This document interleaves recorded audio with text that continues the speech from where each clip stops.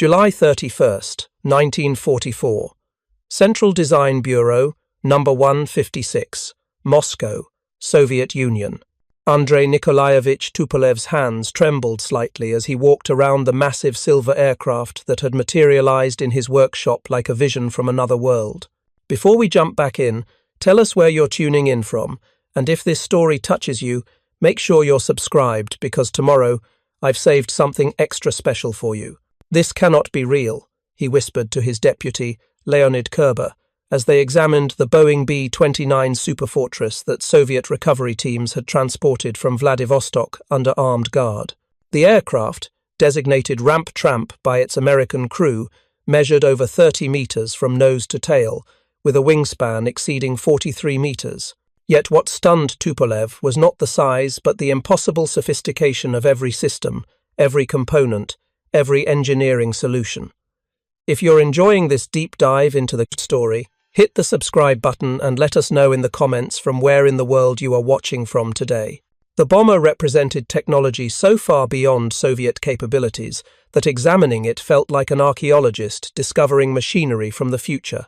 72 hours earlier, this aircraft had been bombing Japanese targets in Manchuria. Now it sat in the heart of Moscow, about to reveal secrets that would force Soviet leadership to confront an uncomfortable reality. American aviation had not simply surpassed Soviet designs. The Americans were operating in an entirely different technological epoch, with manufacturing capabilities, materials, science, and systems integration that Soviet industry could not replicate without a complete industrial revolution. The story of this technological chasm began not with Soviet failure, but with American ambition that seemed impossible even to Allied observers. In the late 1930s, United States Army Air Corps planners envisioned a strategic bomber that could strike targets anywhere on Earth from bases in the continental United States. The specifications they drafted in 1938 read like science fiction: a combat radius exceeding 3,000 kilometers, cruise speed over 350 kilometers per hour, service ceiling above 10,000 meters, bomb load capacity of 9,000 kilograms, pressurized crew compartments allowing operations at altitudes where unprotected humans would lose consciousness within seconds. Most revolutionary of all, the specifications demanded a centralized fire control system using analog computers to coordinate remote-controlled gun turrets, creating defensive firepower without the weight and drag penalties of manned gun positions. British and German engineers who reviewed these specifications privately considered them unattainable. The power required for such performance exceeded anything current engine technology could deliver. The power required for such performance. Pressurization system alone presented engineering challenges that had never been solved in production aircraft. The fire control computers demanded electronics miniaturization and precision manufacturing far beyond anything in existence. The Boeing company submitted a design designated Model 345 in May 1940. Boeing engineers understood they were attempting something unprecedented.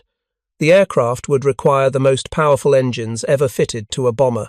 The Wright Aeronautical Corporation's R3350 Duplex Cyclone, an 18-cylinder radial engine rated at 2,200 horsepower. 4 of these massive power plants would give the bomber performance no existing aircraft could match, but the engines were temperamental, prone to overheating, and notorious for induction fires during high-power operations. The United States Army Air Forces ordered 2 prototype aircraft in August 1940, with a third added in December. But development was slow until the Japanese attack on Pearl Harbor in December 1941 transformed American strategic thinking. Suddenly, the need for a very long-range bomber capable of striking Japan from distant bases became urgent. The B-29 program received absolute priority. Resources poured into Boeing's Seattle plant. Suppliers across America mobilized to produce components for an aircraft that hadn't even completed prototype testing. The first XB-29 prototype flew on September 21, 1942, piloted by Boeing's chief test pilot, Edmund T. Allen. The flight revealed both the aircraft's extraordinary potential and its serious problems. The prototype performed beautifully during low-power cruise, but when Allen advanced the throttles for climb performance testing, cylinder head temperatures climbed alarmingly. Number 1 engine began trailing smoke. Oil temperatures exceeded redline limits within minutes of high-power operation. Allen landed safely, and Boeing engineers went to work redesigning cooling systems, modifying baffles, and adjusting cowl flaps. But the engine problems persisted. On February 18, 1943, Allen was conducting a 2-hour power plant performance test when the number 1 engine caught fire. Fuel leaking from a filler cap in the wing leading edge had run down inside the structure and ignited. Allen fought to control the burning aircraft as flames spread through the wing.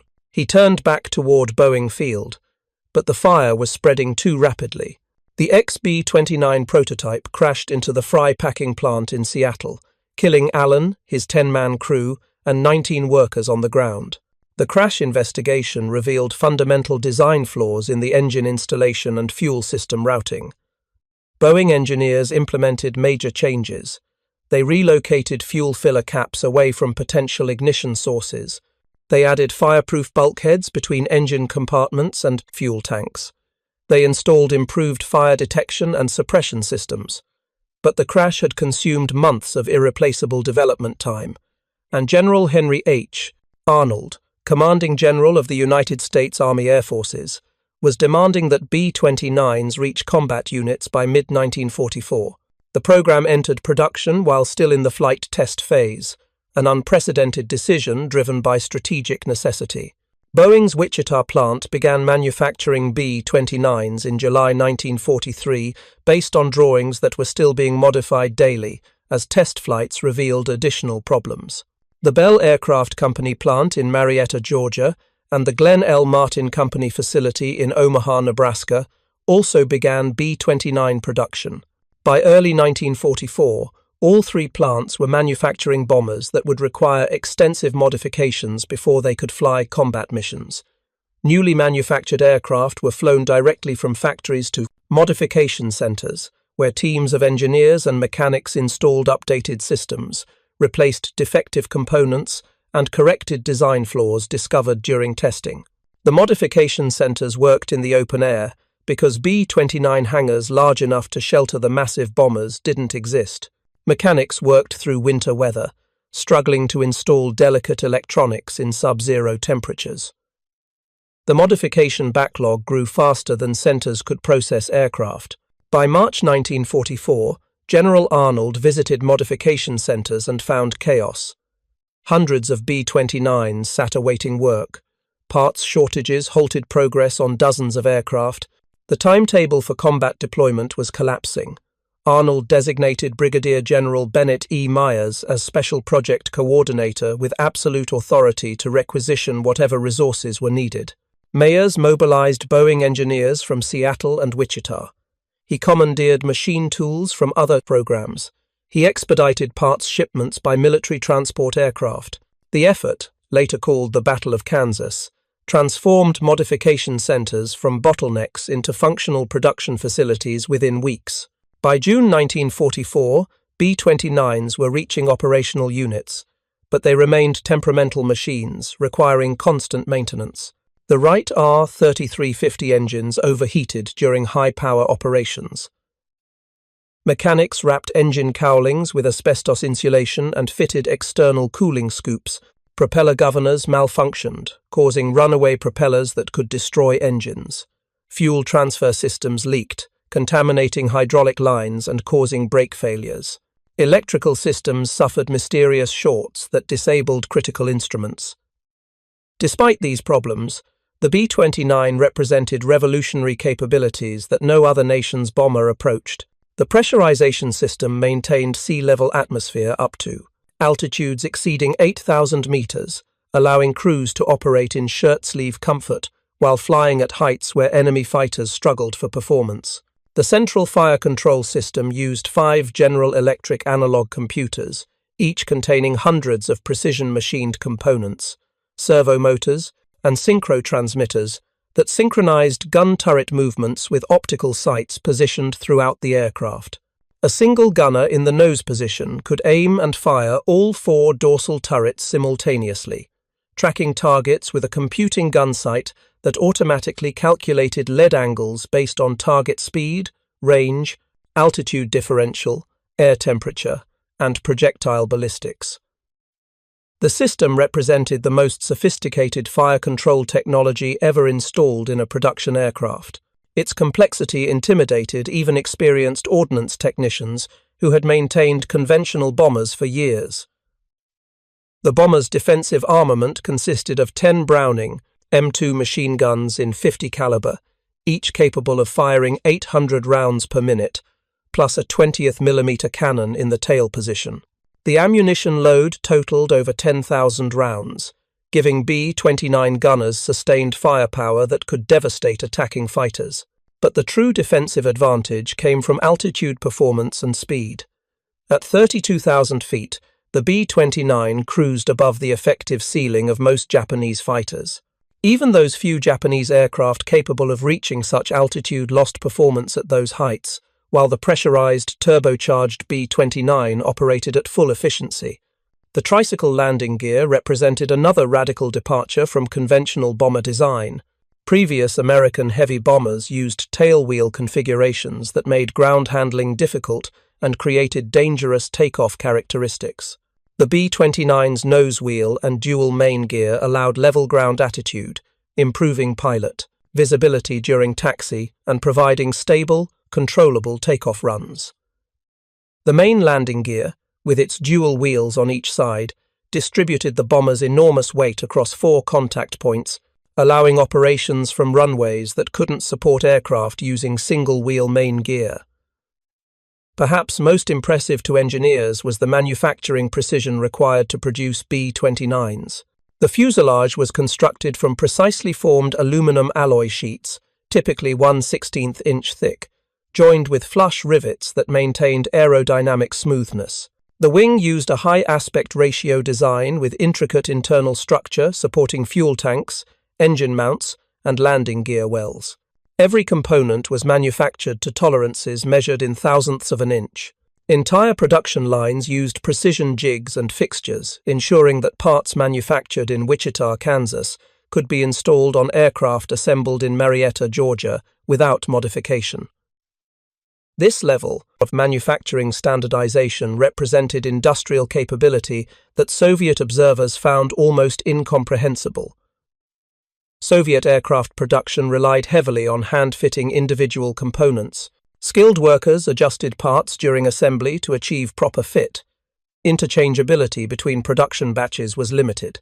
The idea that components could be manufactured in different cities and assembled without modification seemed impossible given Soviet industrial practices. Preparing and narrating this story took us a lot of time, so if you are enjoying it, subscribe to our channel. It means a lot to us. Now back to the story. The first B-29s arrived in India in April 1944 as part of Operation Matterhorn, a strategic bombing campaign against Japanese targets in Southeast Asia and eventually the Japanese home islands. The bombers were based at fields near Calcutta, but they would operate from forward airfields in China, constructed specifically for B-29 operations. Chinese laborers, working with hand tools and enormous effort, had built 4 runways in the Chengdu region of Sichuan province.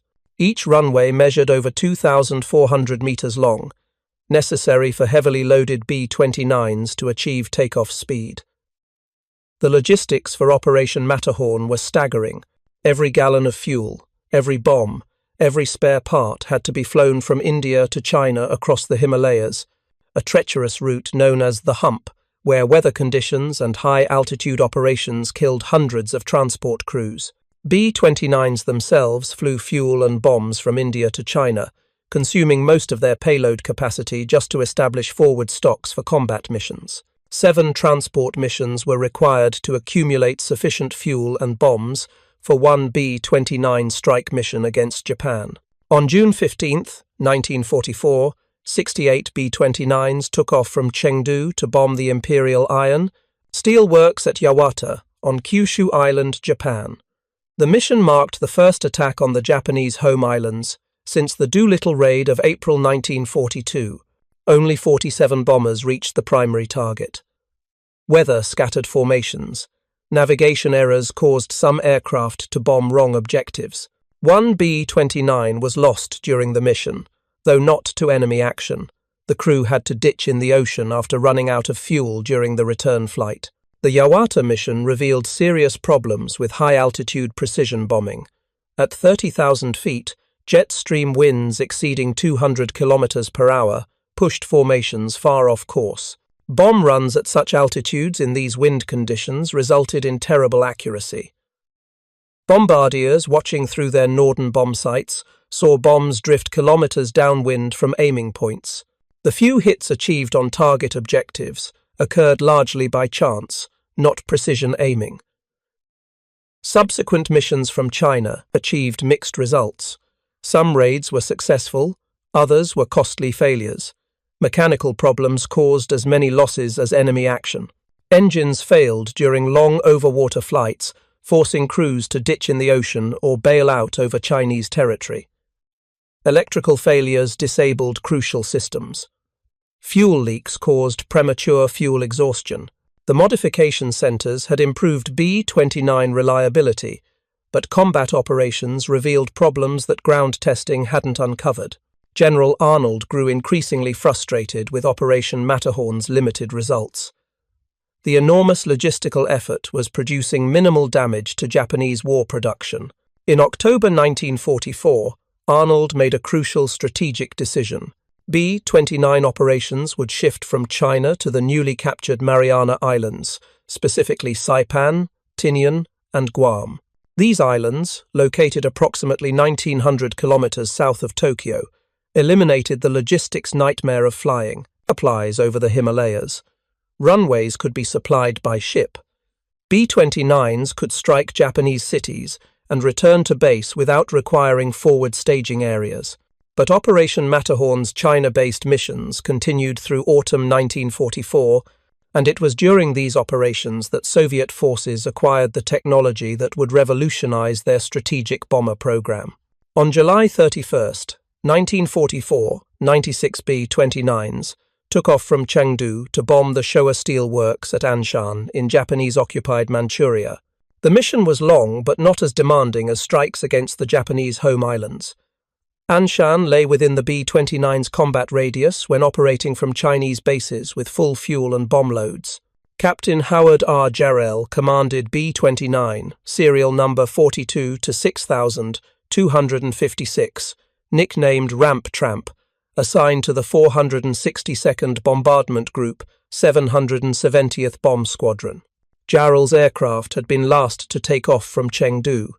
His crew had struggled for 2 hours at high power settings to catch the main formation. The effort consumed enormous fuel quantities. When Ramp Tramp approached the target area, Jarrell's flight engineer reported disturbing news. Fuel consumption had exceeded planned rates.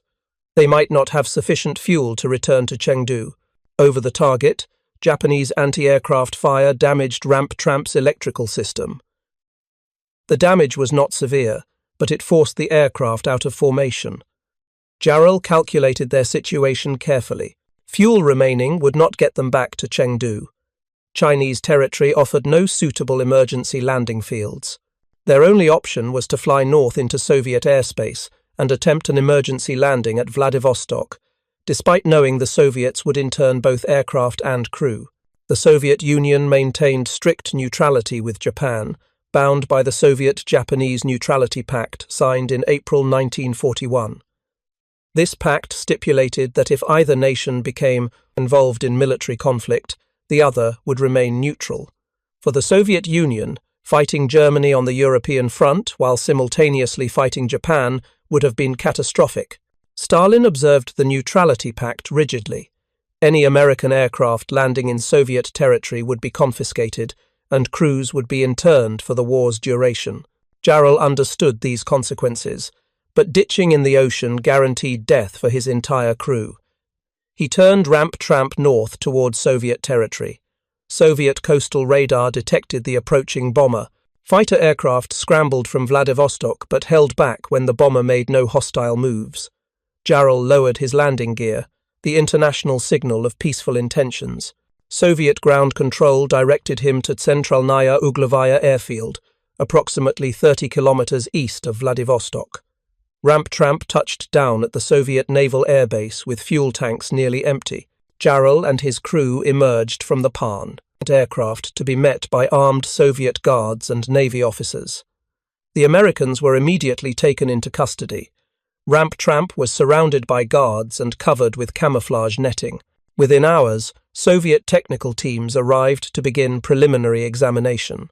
What they found in those first inspections shocked Soviet aviation experts who had worked with Lend-Lease American aircraft, including P-39 Era Cobras, Douglas A-20 attack bombers, and even some B-25 Mitchell medium bombers. The B-29 was not incrementally more advanced. It was generationally beyond anything in Soviet service. On August 20, 1944, a second B-29 made an emergency landing in Soviet territory. This aircraft, designated Kate Payomat II, serial number 42-9-382-9 from the 444th Bombardment Group, 40th Bomb Squadron, had been damaged by Japanese flak during a raid on Yawata. Major Richard McGlynn, the pilot, elected to fly to Soviet territory rather than risk ditching in the ocean or crash landing in Japanese-controlled China. Kate Payomat II actually crashed after the crew bailed out, but Soviet recovery teams collected the wreckage for examination. On November 11, 1944, a third B-29 arrived in Vladivostok. This aircraft, serial number 42-6365, named General H.H. Arnold Special, had been flying as a pathfinder for a 27-ship formation bombing an aircraft factory in Omura, Japan. The bomber suffered battle damage and fuel system problems during the mission. Unable to return to base in China, the crew diverted to Vladivostok. The General H.H. Arnold Special landed intact and in relatively good condition. 3 weeks later, on November 21st, a fourth B-29, designated Ding Hao, serial number 42-6358, was damaged during another raid on Omura and also diverted to Vladivostok. The aircraft suffered significant combat damage but remained largely intact. Soviet forces now possessed 3 flyable B-29s and wreckage from a fourth. The interned American crews were held at interrogation centers, where Soviet intelligence officers questioned them extensively about B-29 capabilities, operations, and technical systems. The crews, following Geneva Convention protocols, provided only name, rank, and serial number initially. But over weeks and months of skilled interrogation, Soviet officers extracted considerable information. The crews described the bomber's pressurization system, its altitude performance, its range and payload capacities. They explained the fire control system's operation, how single gunners could control multiple turrets. They discussed engine problems, maintenance challenges, and operational procedures. The information gathered from crew interrogations complemented physical examination of the captured aircraft. By January 1945, Stalin received detailed reports about the B-29's capabilities. The aircraft represented strategic bombing technology the Soviet Union desperately needed but could not develop independently. The only Soviet 4-engine heavy bomber, the Petlyakov P-8, was essentially obsolete. First flown in 1936, only 93 P-8s had been manufactured by war's end. The aircraft used 4 Mikulin AM-35 engines that were temperamental and underpowered. Maximum bomb load was 4,000 kilograms. Range barely exceeded 3,000 kilometers. Altitude performance was mediocre. The P-8 had been used for propaganda missions, including a raid on Berlin in August 1941, but it lacked the capability for sustained strategic bombing campaigns. Stalin had twice requested that America provide B-29s through the Lend-Lease program. Both requests were denied. The United States was not about to share its most advanced bomber technology with a nation that would soon be a post-war rival. But now, through accidents of war, Stalin possessed multiple examples of precisely the technology America had refused to provide. At a Kremlin meeting in early 1945, Stalin summoned his senior aviation officials. Present were Air Marshal Alexander Novikov, commander of Soviet Air Forces, Marshal Nikolai Voronov, in charge of artillery and aviation development, and Andrei Tupolev, whose design bureau had been working on an indigenous heavy bomber designated ANT-64 or Tu-10. Stalin's instructions were direct and unambiguous. The B-29 would be copied. Every system, every component, every detail would be replicated exactly. Soviet industry would produce a Soviet superfortress. Tupolev argued for completing the Tu-10 design, which incorporated Soviet experience and used components readily available from Soviet industry. The Tu-10 represented 3 years of development work. It was optimized for Soviet manufacturing capabilities and materials. Stalin dismissed these arguments. He wanted the B-29's proven capabilities, not an experimental Soviet design that might take years to perfect. The order was final. Copy the American bomber. Begin immediately. The captured B-29s were transported under maximum security to Moscow. They traveled by rail, covered with tarps, guarded continuously. Their arrival at Tupolev's design bureau created sensation among Soviet engineers who gathered to examine aircraft that represented America's industrial and technological superiority made visible. If you find this story engaging, please take a moment to subscribe and enable notifications. It helps us continue producing in-depth content like this. The examination process would reveal layer upon layer of American engineering sophistication that challenged every assumption Soviet engineers held about aircraft design, manufacturing, and materials science. What Tupolev and his team discovered when they began detailed analysis would force Soviet leadership to confront an unpleasant truth. The technological gap between American and Soviet aviation was not measured in months or even years. It was measured in industrial epochs, requiring nothing less than complete transformation of Soviet manufacturing capability to bridge. February 19, 1945. Tupolev Design Bureau, Moscow. The dismantling of the first B-29 began under conditions of absolute secrecy. Tupolev had selected General H.H. Arnold Special as the aircraft to be completely disassembled. Every component would be catalogued, measured, photographed, and analyzed. Ramp Tramp would serve as the reference standard, remaining intact for comparison. Ding Hao, despite its battle damage, would be used for flight testing and aircrew training once Soviet pilots learned to operate American systems. The dismantling team worked methodically, documenting each step. Photographers captured every angle before technicians removed each component. Engineers measured dimensions with precision, instruments calibrated to hundredths of millimeters. Draftsmen created detailed sketches showing how parts connected, how systems integrated, how subsystems interfaced with aircraft structure. The process was painstakingly slow because Soviet engineers understood they had only one opportunity to examine these aircraft before reassembly became necessary for reference purposes. What they discovered in those first weeks of examination forced fundamental reassessment of Soviet assumptions about aircraft manufacturing. The B-29's aluminum skin used alloys unfamiliar to Soviet metallurgists. Analysis revealed the material contained specific percentages of copper, magnesium, and manganese that gave it strength-to-weight ratios superior to Soviet aluminum alloys. The skin thickness measured precisely 1/16 inch, which converted to 1.5875 millimeters in metric measurement. Soviet aluminum sheet production used metric gauges. The closest available, Soviet material measured either 0.8 millimeters or 1.8 millimeters thick. Neither matched American specifications exactly. The thinner gauge would compromise structural strength. The thicker gauge would add unacceptable weight.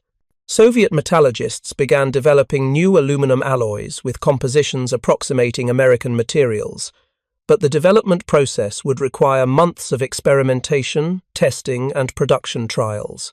The fuselage riveting technique employed by Boeing used flush rivets that maintained aerodynamic smoothness.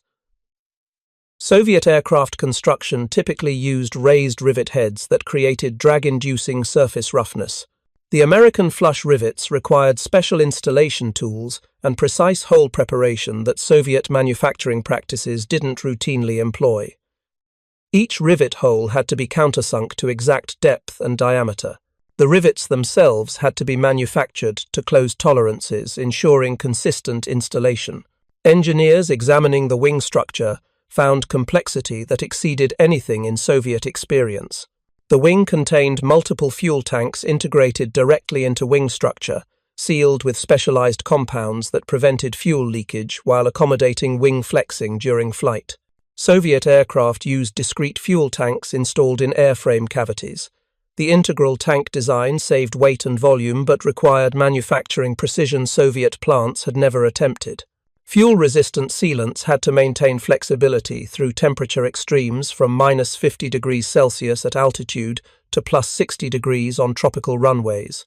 The landing gear mechanism presented particular challenges.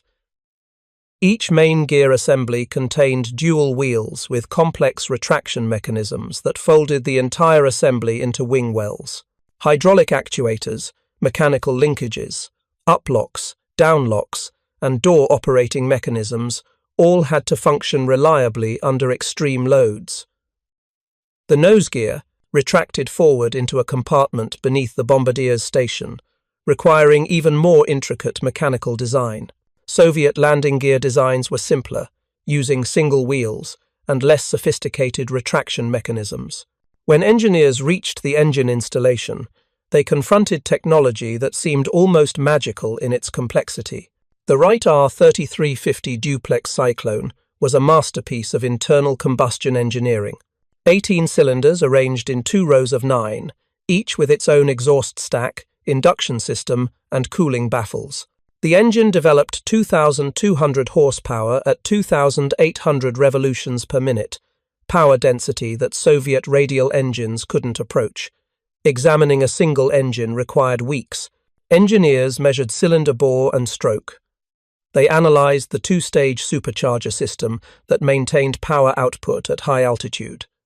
They studied the fuel injection system, the ignition harness with its dual magnetos providing redundant spark generation, the propeller reduction gearing that allowed the 4-blade Hamilton standard propeller to rotate at optimal speed while the engine operated at maximum power revolutions.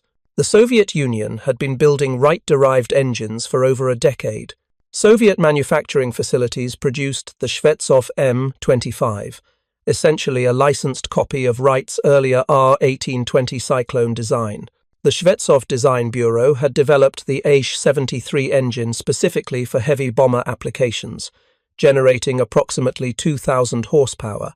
But the AIS-73 was not equivalent to the R3350. Soviet engineers examining the American engine recognized they lacked both the metallurgical capability to replicate its components and the precision manufacturing equipment to machine them to American tolerances.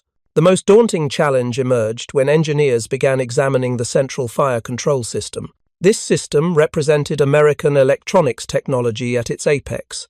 5 General Electric analog computers, each containing hundreds of precision-machined components, processed inputs from optical gun sights, and calculated aiming corrections for target motion, aircraft motion, air density, projectile ballistics, and temperature effects. The computers were electromechanical marvels, using gear trains, differential mechanisms, and servo motors to perform calculations that would have required rooms full of human calculators. Each computer weighed approximately 30 kilograms and contained over 800 individual parts. Gears were machined to tolerances of 0.005 of a millimeter. Bearings used specialized alloys and lubricants. Electrical contacts required precious metals, ensuring reliable signal transmission. The computing elements used principles of mechanical integration and differentiation, translating angular velocities and positional changes into aiming. Corrections updated continuously during combat engagements. Soviet engineers had never seen anything comparable. Soviet aircraft used manual gun aiming where individual gunners tracked targets visually and fired when they judged lead angle appropriate. The American system eliminated human reaction time lag, compensated for aircraft motion automatically, and allowed single gunners to control multiple turrets simultaneously. Replicating this technology would require Soviet electronics industry to develop entirely new manufacturing capabilities. Leonid Kerber, Tupolev's deputy, who managed much of the reverse engineering effort, later recalled the psychological impact of examining American engineering. His memoirs, published decades after the war, described the mixture of admiration and frustration Soviet engineers felt. "We were holding evidence that American industrial capability exceeded our understanding," Kerber wrote. Every system revealed another layer of sophistication. Every component demonstrated manufacturing precision we could not match. We were examining the product of an industrial civilization that had surpassed our own by margins we found humiliating to acknowledge. The examination process continued through spring 1945, as Germany collapsed and Soviet forces advanced into Berlin. Stalin pressed Tupolev for timeline estimates. When could Soviet industry begin producing copies? Tupolev provided honest assessment that Stalin didn't want to hear. 2 years minimum, possibly 3. Soviet industry would need to develop new manufacturing processes, new materials, new quality control procedures. Thousands of enterprises would require retooling. Tens of thousands of workers would need training in precision manufacturing techniques they had never practiced. Stalin rejected any timeline exceeding 2 years. The Soviet Union needed strategic bombing capability immediately. The Americans had atomic weapons. Soviet scientists were working desperately to develop equivalent capability. But atomic weapons meant nothing without delivery systems. Stalin understood that strategic bombers represented power projection capability the Soviet Union required for post-war international influence. He wanted Soviet superfortresses operational before America realized how far Soviet aviation had advanced. On June 14, 1945, Stalin issued formal directive assigning absolute priority to the B-29 copying program. The project received official designation as a state program, mobilizing resources from across Soviet industry. Tupolev's bureau would direct design work. 900 factories and research institutes would participate in component development and manufacturing. The directive specified exact timeline. First prototype flight within 18 months. Production aircraft within 24 months. Series production beginning immediately thereafter. The directive's language left no ambiguity about consequences of failure. Stalin had not forgotten Tupolev's arrest in 1937 on fabricated charges of selling aircraft designs to Germany. Tupolev had spent years in a special prison design bureau, continuing aircraft development while imprisoned. Only in 1941 had he been released, and full pardon came only in 1955. The threat of returning to prison conditions motivated Tupolev's absolute commitment to project success, regardless of obstacles. The copying process required creating complete manufacturing documentation from physical examples. Soviet draftsmen produced 105,000 detailed engineering drawings, showing every component, every assembly, every system interface. Each drawing had to include dimensions converted from American imperial measurements to Soviet metric standards. Manufacturing notes had to specify materials, processes, tolerances, and inspection procedures. Quality control specifications had to ensure that components manufactured at different facilities would be interchangeable when assembled into complete aircraft. The metric conversion process alone created enormous complexity. American engineers designed components using fractional inches. The 1/16 inch aluminum skin required exact metric equivalent that Soviet sheet mills couldn't produce. Engineers made compromise decisions. Some areas would use 0.8 mm sheet, others would use 1.8 mm material. Structural analysis verified that mixed gauges wouldn't compromise airframe strength if properly distributed. But each variation from original design created risk of introducing problems Boeing's years of testing had eliminated. Soviet engineers faced directive to create exact copies, but exact duplication was impossible. Differences accumulated across hundreds of systems. The WWII 3350 engine would be replaced by Soviet AIS-73 engines. The Browning M2 machine guns would be replaced by Soviet Berezin UB 12.7mm machine guns, and later by Noodleman Suranov NS 23mm cannons, offering greater hitting power. The American IFF identification friend or foe system would be replaced with Soviet equivalents. Radio equipment would be Soviet manufactured using different frequencies and protocols.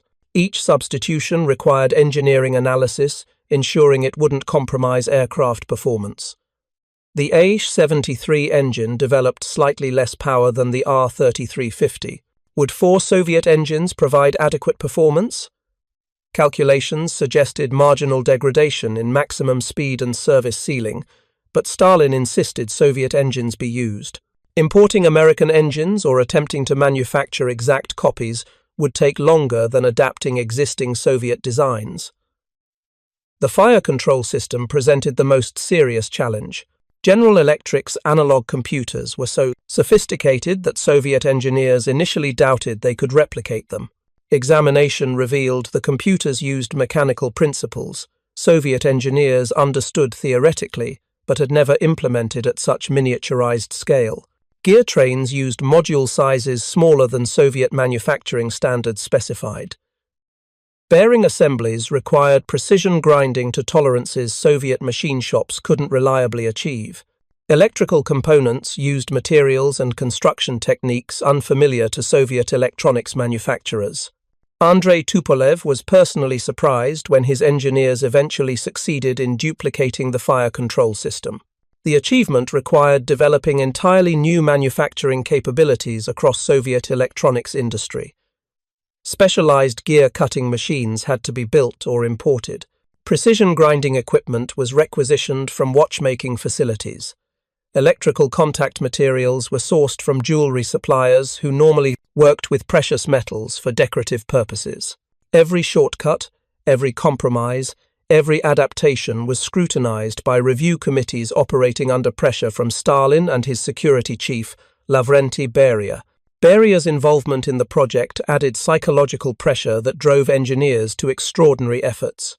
Beria headed the NKVD, the Soviet security apparatus notorious for brutal interrogations and summary executions. Engineers who failed to meet deadlines faced accusations of sabotage. Production managers whose facilities delivered substandard components were arrested for wrecking activities. The combination of Stalin's deadline and Beria's enforcement created an atmosphere where failure meant prison or worse. Kerber recalled in his memoirs that engineers needed authorization from high-ranking generals to make the simplest decisions.